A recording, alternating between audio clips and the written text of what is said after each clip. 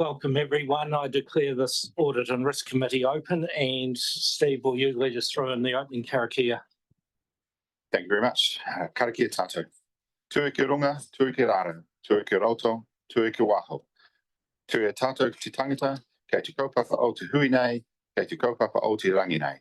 Muri ora, ki a tātou katoa. Translation is bind above, bind below, bind within, bind beyond. Bind us, the people, to the purpose of our meeting, to the purpose of this day, and breathe life into us all. Thanks, Steve. Firstly, I'd like us to welcome everyone, including those on Zoom, and I see we've got a few there. And special welcome, John. Thank you for attending. And we'll get through to your part of the agenda. It's first up after the sort of the more administrative parts of the meeting. We have a new Independent Audit and Risk Committee member. We've got Annalisa Elstob here.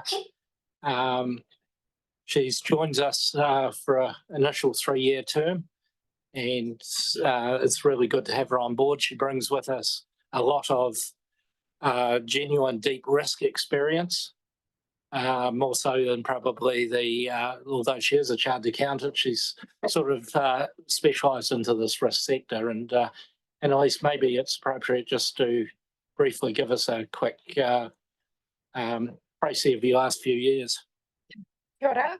Great to be here. Well, a wonderful opportunity. Very much looking forward to joining the team. I have, I guess, quick rundown on my what I've been doing for the last 10 years. I won't go any further than that, otherwise I'll take over the agenda. But so I'm currently, my day job is I'm a partner at Grant Thornton, which is a global consulting practice. I'm based in Christchurch, and I head up the risk management, internal audit, consulting, business improvement kind of team there.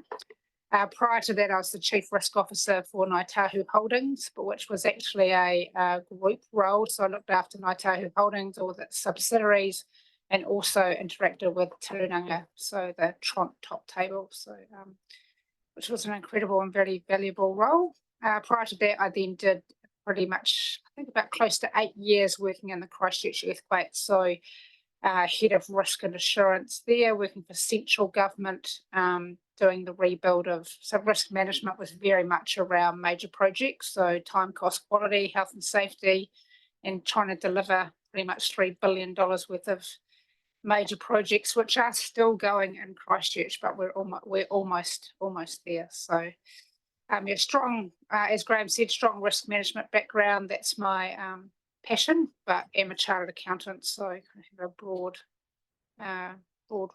area of experience. I also sit on a couple of other boards, which is Canterbury Cricket and Christchurch Boys High. So kia ora, thank you, it's great to be here.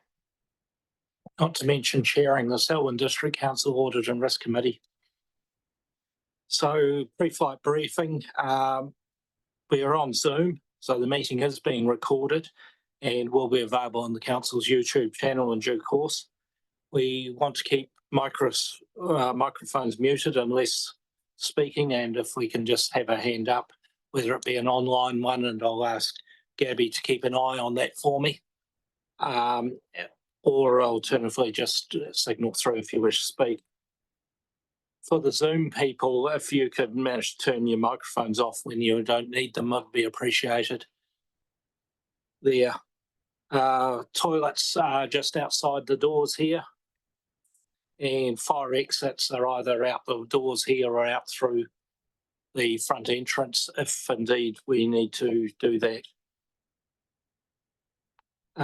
We are going to be changing the order in the confidential public excluded agenda, that the annual report, the draft annual report, will be the first item, as we've got Yvonne, would wish to welcome, from Audit New Zealand, is going to be here so that she's not held unnecessarily, because no doubt she is busy this time of the year with all the council jobs and things that are coming through for 31 October.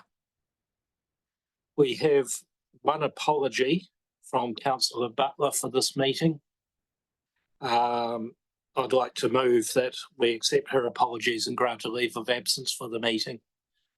Councillor Walker, second, will move it. Councillor Mackenzie, you're happy to second? Did I move it? Okay. Still got the old plates on here. All those in favour? Against, if any? Carried. Declarations of interest. Has anyone got any interest to declare in the business of this meeting? None. We'll move on. The next item we've got is the confirmation of the minutes for the meeting on Wednesday, the 10th of July. They've been circulated. Has anyone got any matters of fact or other adjustments? If not, I have a mover. Councillor Mackenzie. Councillor, I'll see. you're happy to second. Thank you. Councillor Bryant, all those in favour? Against, if any? Carried.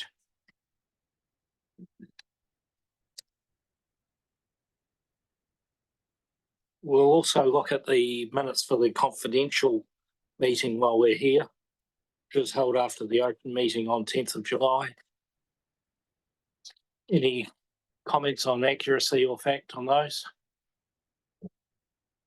I then ask for a mover. Councillor Bryant, you'll move in that direction. Councillor Walker, happy to second. All those in favour? Aye. Carried. Item 6.1, we've got the long-term audit plan update. We've got a paper in our available to us here. Thank you. Is going to speak to that one initially before we hand over to John Mackey.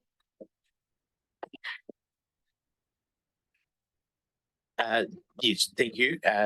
Through you, Mr. Chair. Yeah, in front of you is the long-term plan, essentially two reports, both on the consultation document, a report back that we got from Audit, and indeed on the final LTP audit that they undertook. So staff have made a few comments to Audit's report, but you're happy to hand it over to John for Audit's view. John, are you available now? Thank you for joining us. And the floor is yours on your report. You're on mute still, John. Yep, sorry, it was just 3 screens and just getting to the right point to turn off the audio, turn on the audio. So thank you for the opportunity to address the committee. So you've got in front of you the report from the project team. I'll just comment briefly on a couple of those recommendations to give you the background for why we were recommending what we will. Were 3.4, it's got infrastructure asset management. It's a challenging situation. There's no off-the-shelf software that you can buy that provides you with an integrated solution. But what you have at the moment in the sector is that you've got different asset management systems for 3 waters, and then you're using RAM for roading. But you also have a fixed asset register, and then you have your asset management plans. So there's a whole lot of duplication of data and a problem of keeping them in sync. And so it's just as you're going through on your digital improvement program, it's actually trying to say, well, is there a way to actually do this in a smarter way? And should you be working with other councils to try and put some pressure on software providers to provide a better solution? So that's the comments there for that, but happy to answer any questions on the rationale. Okay. Right, just 3.7 on the infrastructure strategy is that the specialist was saying, recommending that the information is summarised at the front. So the information might be in the sections, but for the benefit of the reader, it's was advocating that you also summarise that at the beginning. Yeah, so we were comfortable with what's being said in 3.8.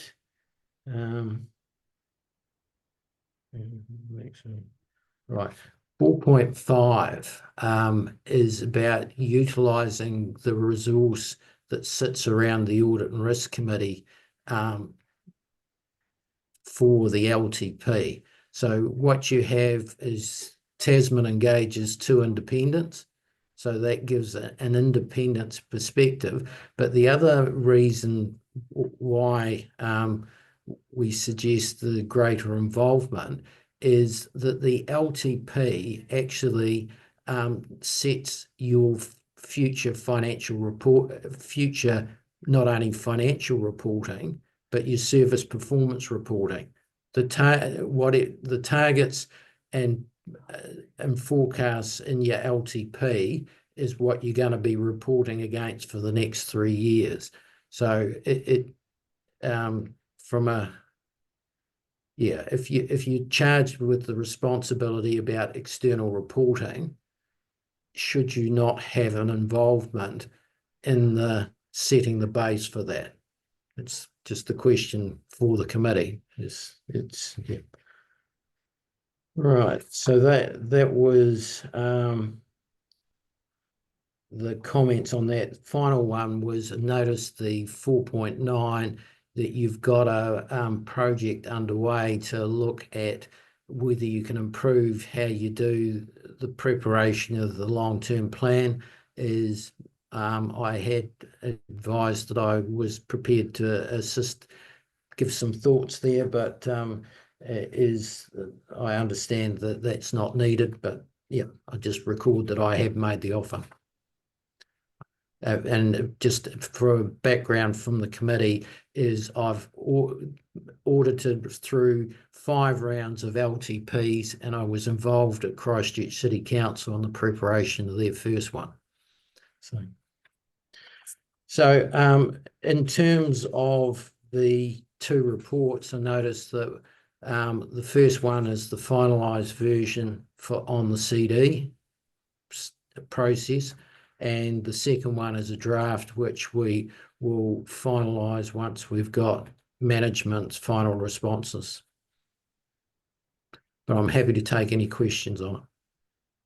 And just to that point about the finalising it, so we'll share that with the committee as soon as we agree that with Audit New Zealand. Any questions from councillors? Councillor Mackenzie. Thank you. I've got 2 questions, Chair, one for maybe Steve and then one for John. So let's deal with Steve's one first, if I could. So the recommendation around the integration of our asset management systems, I see that the council response is that we agreed to consider it. I guess I'm aware that you've got the DIP program and you've got a scope that's been agreed. So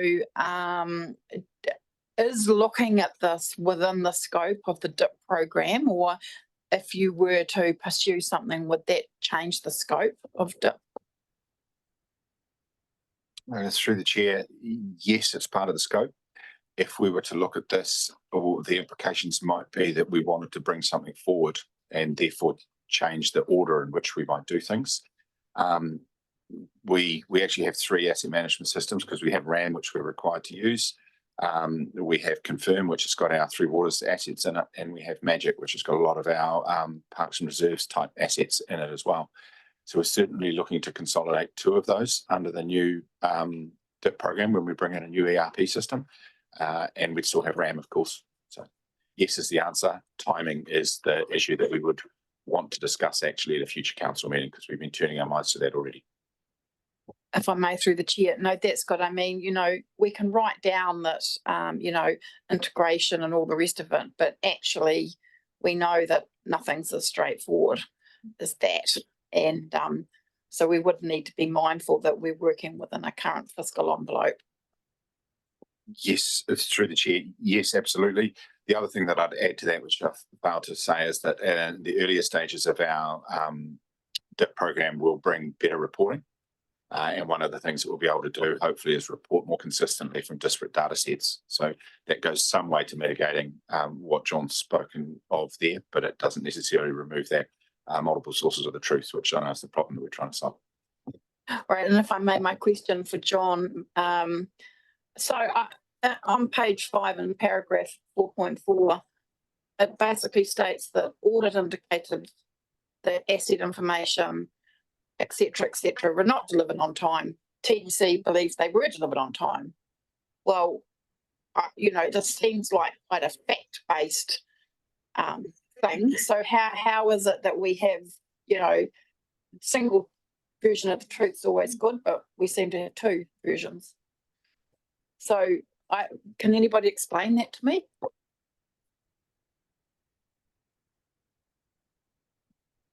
You, Mr. Chair, I can't entirely explain it. I mean, but basically, this letter that piece of work refers to things that happened 9 months ago.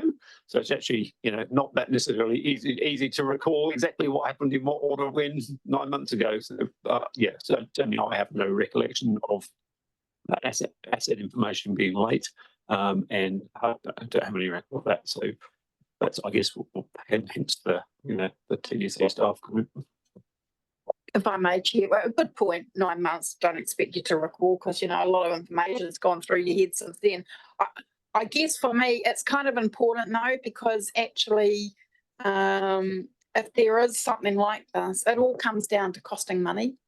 Because actually, if you have some sort of thing like this, well, the bill's going ka-ching, ka-ching, ka-ching, and so that's not a good thing.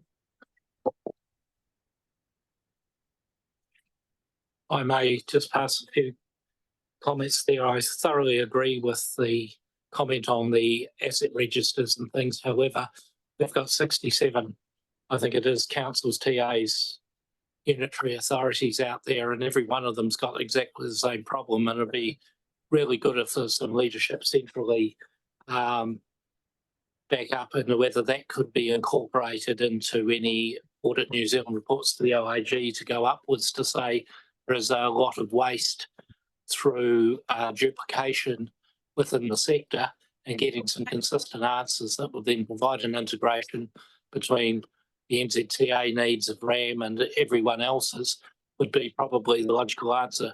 Do I believe it's going to happen in the short term? No. So I think that's important.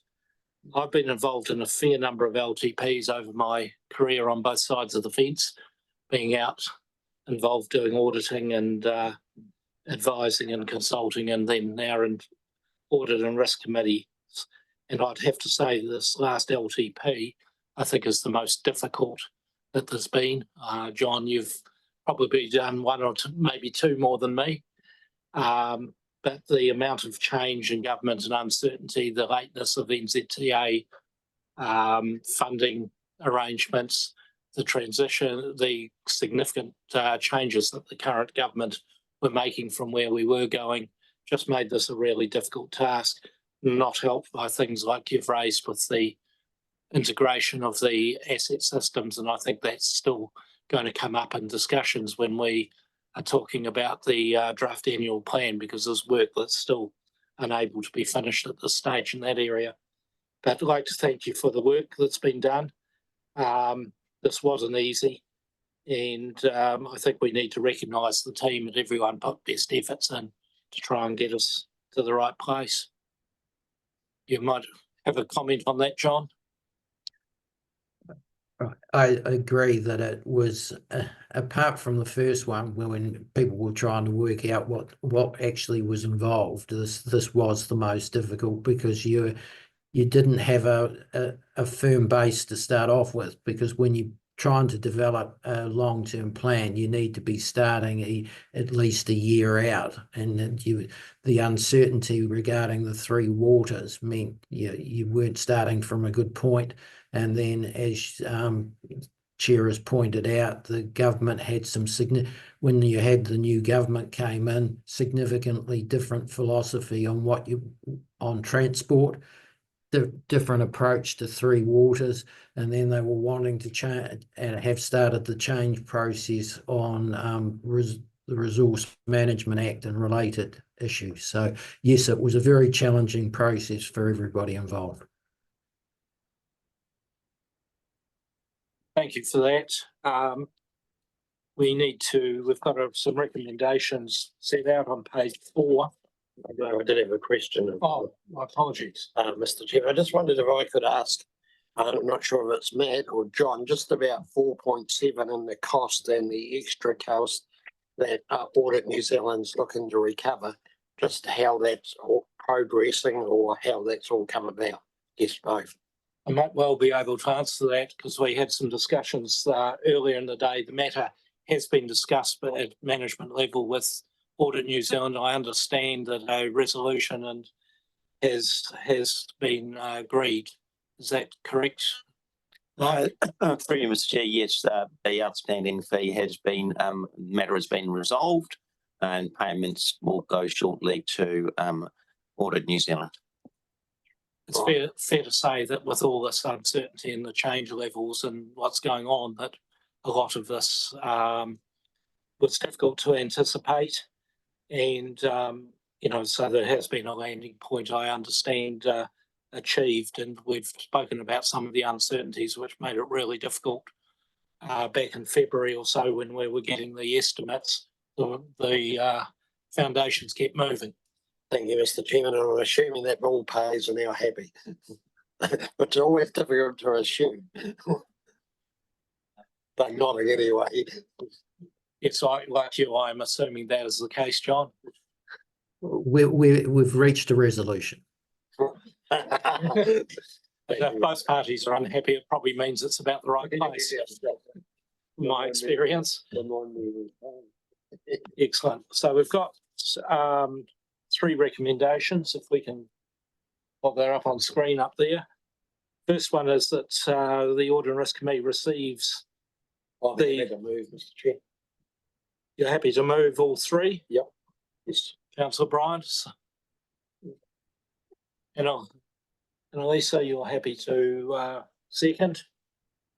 Is there any discussion on those recommendations? If not, Councillor Mackenzie. Sorry, it's been moved, it's been seconded. All those in favour? Aye. Against, if any? Carried.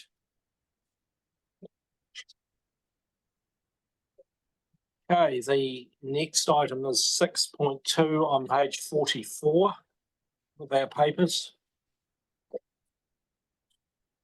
Thank you. So, Amy. Thank you. So this paper is about the risk appetite statement. So we have developed a risk appetite statement via 2 workshops with councillors. And this will be presented to council on the October 24th meeting. So I wanted to offer the Audit and Risk Committee the opportunity to comment and provide feedback on this statement if they so wish. Thank you. So perhaps if we deal with the risk appetite statement before we move through, oh no, it's the next paper, my apologies. So any comments on this paper and the risk appetite statement?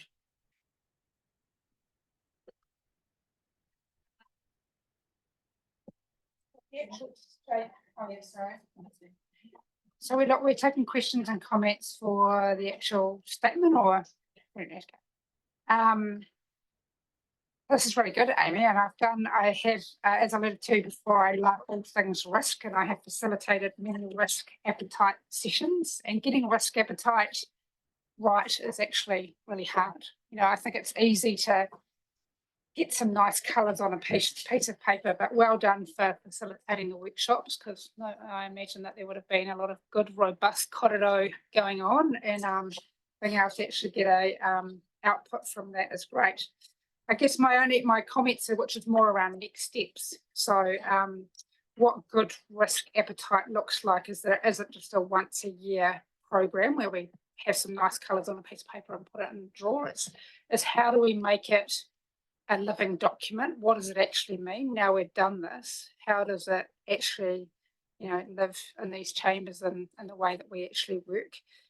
When moving into your risk report, which we'll come to as a different agenda item, there's an opportunity there maybe that once this is actually finalised, that you might be able to almost insert or with those strategic risks, being able to say, is this within our risk appetite? I've seen that as an extra column, and it just kind of reminds us of the whole reason why we've done risk appetite, and not maybe for all risks, but definitely at the strategic risk level, are those risks within the risk appetite that collectively the council and SLT have agreed. But yeah, well done, because it's definitely not easy. So just looking forward to next steps and continually having that good corridor around it. Thank you. Councillor Mackenzie. Yes, thank you. Well done for pulling it together, because I think we know it's hard to. I'm not sure those robust discussions were how it actually played out. It's more like, please, can you apply your mind to this and think about it? But it's interesting. I won't go into the details of it, but we were having to make a decision today in a confidential agenda item. And I'm thinking, what do I really think about this? And so I switched over and I looked at our risk appetite statements, because I'm thinking, does this sit within it? So that's exactly what we need to be thinking about in terms of embedding it in the way we work and the way we think, because I would be looking for these key decision papers that you're wanting council to decide on, and there are places in there around risk, but actually it needs to be linked back to this framework. So that will be the next challenge, really, I guess. Just to tidy up, I think this is a very good document. I certainly agree with Annalisa's comments here.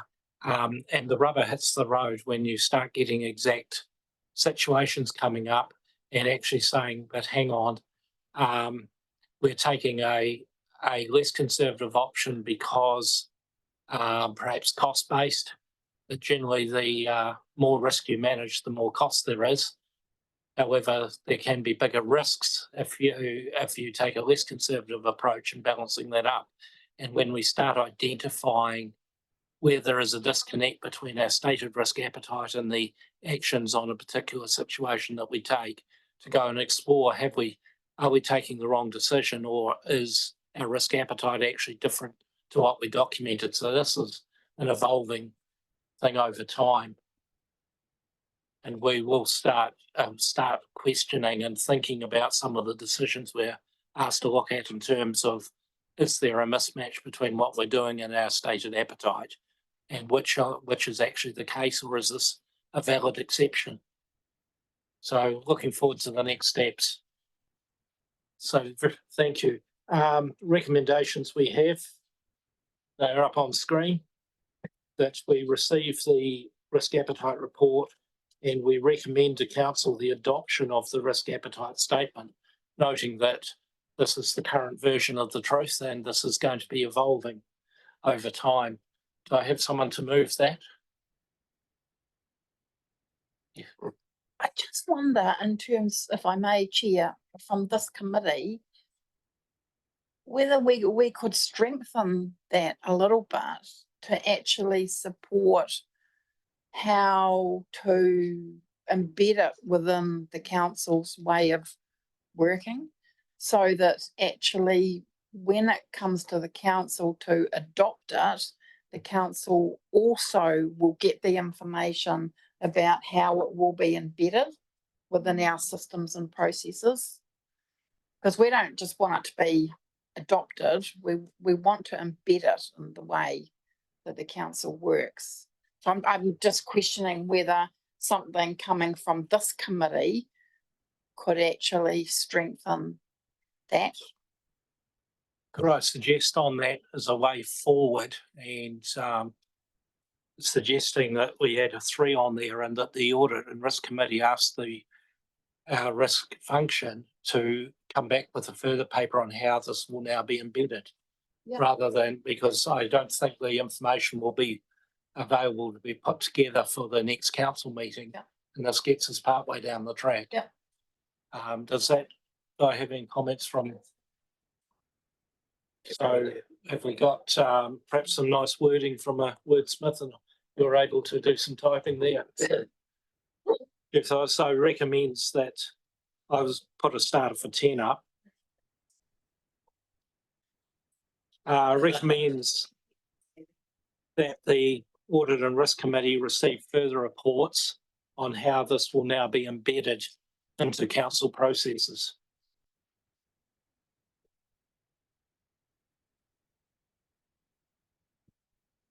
Thank you, Leith.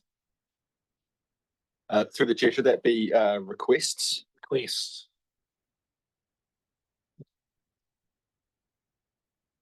You know one thing about lawyers, if you give them the Bible, they'll want to redraft it.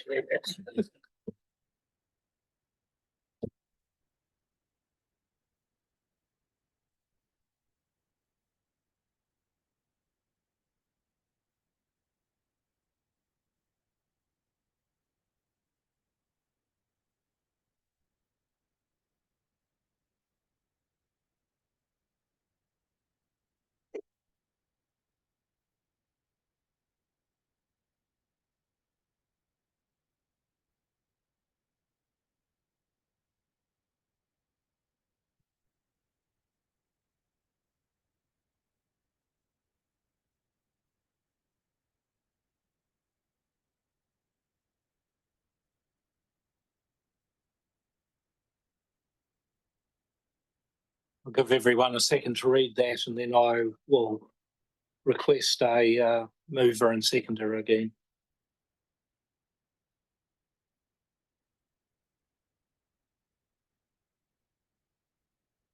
Report might want to be in plural, but maybe more than one report. Any other comments on the wording?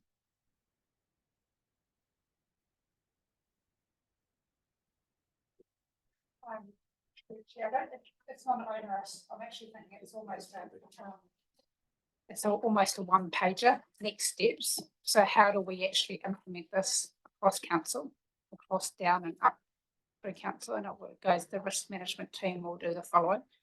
Yeah.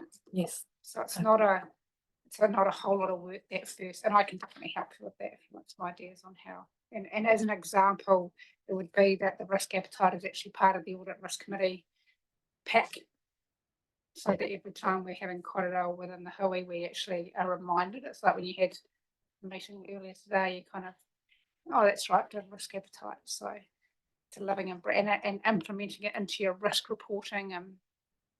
Okay. So yeah, I'll just put some thought around. Papers going through to council, that they have a risk assessment in there, and how does this fit within what we're doing? So it's sort of it's embedded. I agree, it doesn't need to be large, but it needs to be well thought about, and how is it going to be implemented? Okay, that sounds great. Am someone prepared to move that? Councillor Mackenzie, Councillor Walker, thank you. All those in favour? Against, if any? Carried. Moving on to 6.3 on page 48. We have a paper here on a revised audit and risk terms of reference. So, Steve, are you happy to talk to this one? I'll talk to it if that's. Okay, thank you, Amy. When we went to make the changes to the independent members due to Graham Naylor's retirement, we reviewed the terms of reference and we realised that there was no leeway in the case of extraordinary circumstances to extend memberships of either elected or independent members, which could be valuable in the case of an extraordinary event to be able to extend those terms. So we looked at making those changes, and at the same time, we looked at some other changes to clarify the responsibilities and functions of the Audit and Risk Committee to make them clearer, and just amended a few things which probably weren't exactly correct. So I provided these with track changes. I'm happy to take any feedback, and if you're in agreement, would take them to council meeting for approval. Any comments, Annalisa? Yes, just and that one comment from me, which was in relation to the internal audit plan, when we get that up and running. So I think 213, monitor all internal audit reports and the adequacy of management's response. I think it was a draft. Because my understanding of what good looks like or good practice would be is that it's management's responsibility to, yes, the Audit and Risk Committee will make a recommendation on the plan, on the program, and that may be, it might be 6 internal audits a year, it might be 1 a quarter. But once you've actually got that plan, then management will scope the work with the provider, the work will get done, the key sponsor will work through that work. There'll be a draft report, there'll be management's comments, and the sponsor, it may be pure through delegations, it might be CEO, it might be the sponsor, it might be Chief Operating Officer, but it will be management that will then get that report into final, and then expectation that the Audit and Risk Committee will have the writer of the report that turns up to present the final report. So just when I read this, I didn't want there to be a hold up, given we're only meeting quarterly, that management felt they need to bring a draft report to us with draft management findings, and then or recommendations, and then we have to wait another 3 months to get the final report. I could just see that getting a bit messy. So depending what you think of your experience, Chair, but I'm used to just seeing the final report. I think I do agree with the comments, and maybe the change, instead of monitoring all internal reports, monitor final. Yeah, final reports, because we are concerned that actually once we've received those reports and final, that you're actually closing out the actions in a timely manner. So maybe in your risk and assurance report, you can actually have a table in there that says, these are the number of reports we've done this year, these are the high or the moderate findings, and we've closed these ones out, or these ones have aged by 90 days, etc. So it just keeps that good line of. That's great. I can amend that. Yeah. That line to reflect your comments. Yeah. Councillor McKenzie. Thank you. Just a couple of points. I see the paragraph 6.2.4 about council may approve an additional term to ensure that there's continuity of support. I'm assuming that should read the council may approve an additional term for an independent member, because you wouldn't be able to approve an additional term for an elected member, I'm assuming. Well, elected members, assuming they are re-elected, can only serve 2 trienniums or 2 terms on the committee. So it may be that we got to a point that, for example, you'd serve 2 terms and we had no one else on the committee. So we might want to reappoint you for a 3rd term until the new councillors might come up to speed, for example. So we didn't have all new councillors on the committee, as an example, if that makes sense.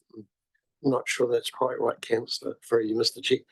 You mean if the member's not re-elected, doesn't it? Yeah, it was more a case of those elected members on the committee, because you are sort of appointed to this committee as an elected member. Yeah. And then say you serve 2 trienniums on this committee, you can't be appointed to the committee for a 3rd triennium. So this would allow you to be appointed for a 3rd triennium. Okay. Yeah. I guess what was going through my mind is probably self-evident, but that's all right. So we've never had a deputy chair for this committee, to the best of my knowledge. So it's silent in here, I guess. And is it silent for a reason, or? No, it's just not in here. It can be put in if you would. Would you like a deputy chair, Mr. McGlynn? I think it's useful to have one, especially in the circumstances that for whatever reason can't be here in person to chair. It's useful I might be online and at other councils, there is a deputy chair that can step in those circumstances if someone's taken down with COVID or whatever, to have it, because it's a lot easier to chair in person than it is to try and chair a hybrid meeting from outside. So I think that's a council decision. So where in here do we have the appointment of chair? That comes from council. It's probably wherever that is in here. 6.2.3, the chair shall right? be appointed by council and will be an independent member. So really adding in there that the council should also appoint a deputy chair, and that does not need to be an independent necessarily. Mm. And for those circumstances. And then I have just one other comment. I guess, in a way, the terms of reference, I mean, it's quite a breadth of work actually that flows up. So I'm kind of always curious to understand, how does the council operate to make sure that what you're actually putting to this committee will tick off all of those bullet points in the terms of reference? So how do I get an assurance that that's the way that the council staff operate? Otherwise, you could, us sitting around the table here could run the risk of thinking that we're doing the right work, but in actual fact, there's big areas that we're paying no attention to whatsoever because actually you've never given us the information. I can tell you that this morning, Graham has asked me to prepare a work plan to bring to the next Audit and Risk Committee, which will be based off what's in the terms of reference. We'll include that in every meeting, and it'll say what we're doing at each meeting, and we'll be able to tick off the things that we have and haven't done at those meetings. So there's a direct link between the work plan and the terms of reference. Perfect. The work plan I requested also has a column in it with a cross-reference to the terms of reference, so that we can be assured that we're doing all the things that we should be doing. So that was a discussion I had with our COO and with Amy this morning. So I'd also identified that. How scary that we think alike. The one matter I'd like to raise there is on 6.3, which is a quorum. What I have seen there, it says that 2 of whom must be elected members, but to be specific, that I believe there probably should be at least one independent member, which provides some safeguards in impromptu meetings happening where if this was a more political environment, and this council's very good, but I could see in a political environment where there could be meetings engineered through, and that puts a wee safeguard in there if at least one independent has to be present. Given 2, that should not make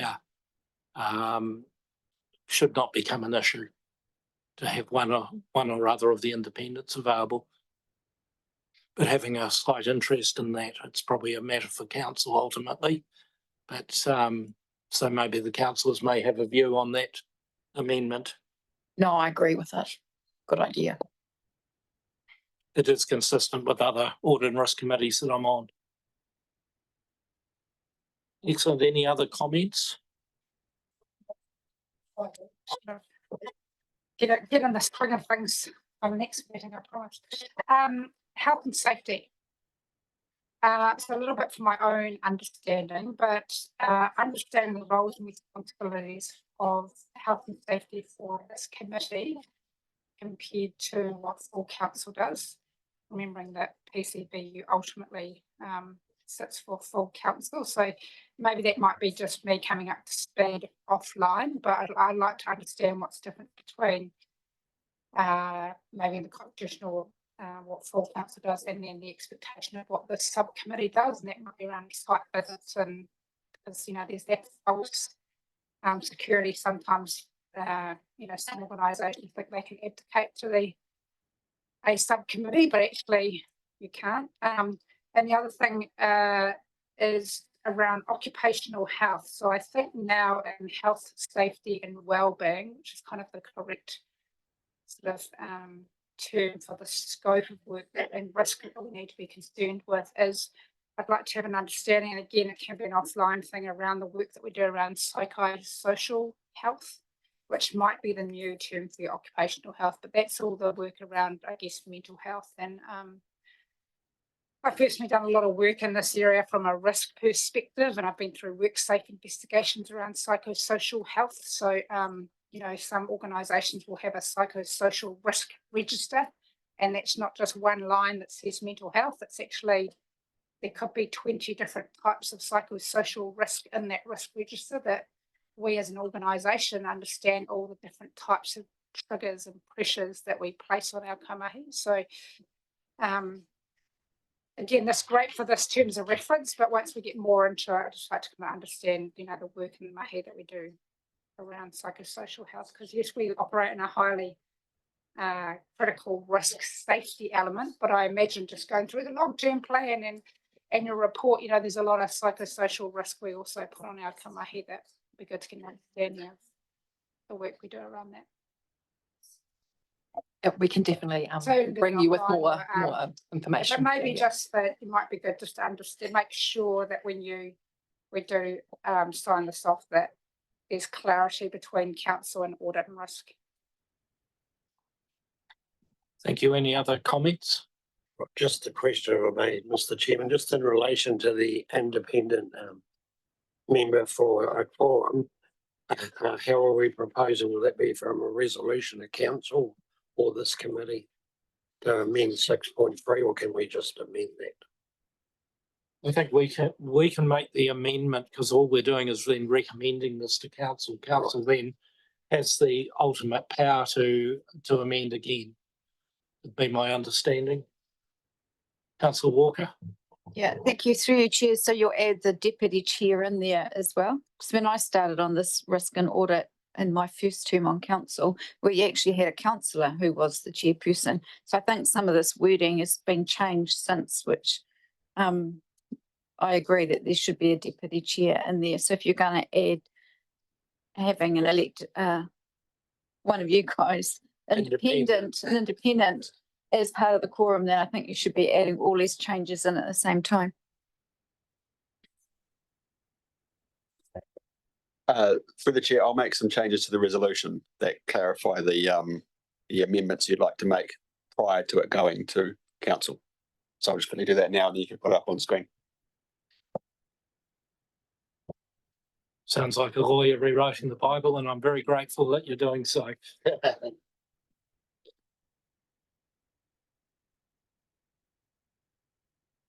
Should we? No, we can't really carry on with anything else whilst you're doing that and come back. We'll take a mental health minute. It is Mental Health Awareness Week, I read somewhere this morning. No.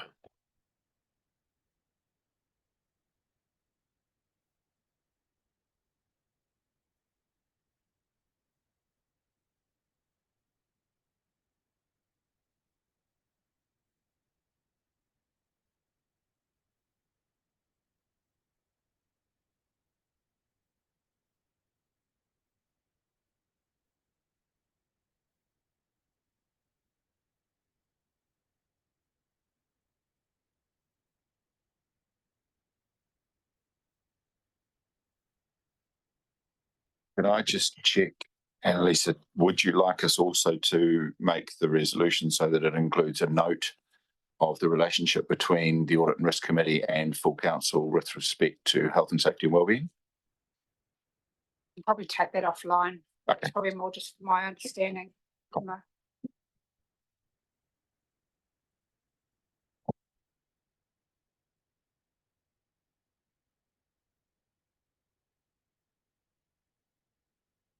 I'd indicated to staff earlier that it'd be really good if we could get this away at this meeting rather than having yet another draft coming back and slowing the boat down a little. So please bear with us.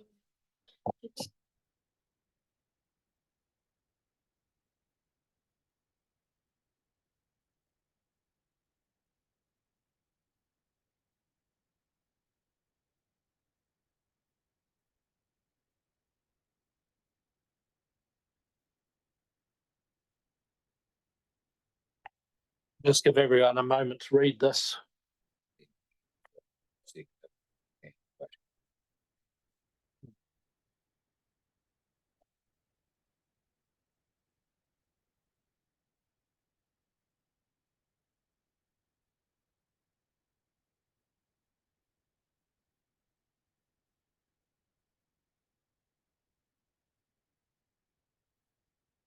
If everyone's had a chance to read that, we've amended the resolution to that was published as the recommendation from management.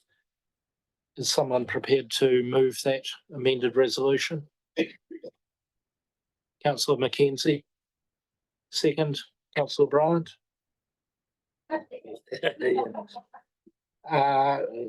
Any further discussion? All those in favour say aye. Against, if any, carried. Thank you everyone for that good discussion.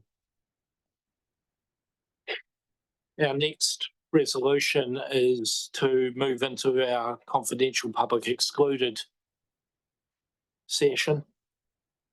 And the resolution is that the public be excluded from the following parts and proceedings of this meeting. The general subject of each matter to be considered while the public is excluded. The reasons for passing this resolution in relation to each matter and the specific grounds under section 48(1) of the Local Government Official Information and Meetings Act 1987 for passing the resolution are as follows. This resolution is made in reliance of section 48(1)(a) of the Local Government Official Information and Meetings Act 1987 and the particular interest or interest protected by section 6 or 7 of that act, which would be prejudiced by the holding of the whole or relevant part of proceedings of the meeting in public.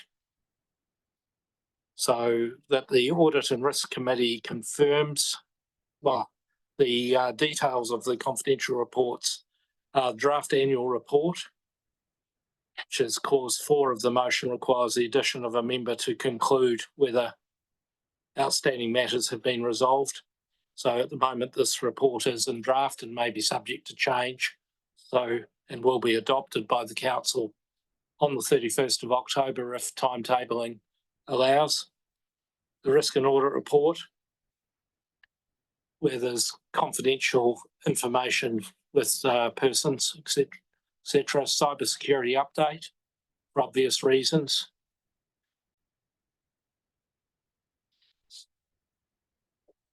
Steve, can I ask you to give a closing karakia before I formally close the meeting?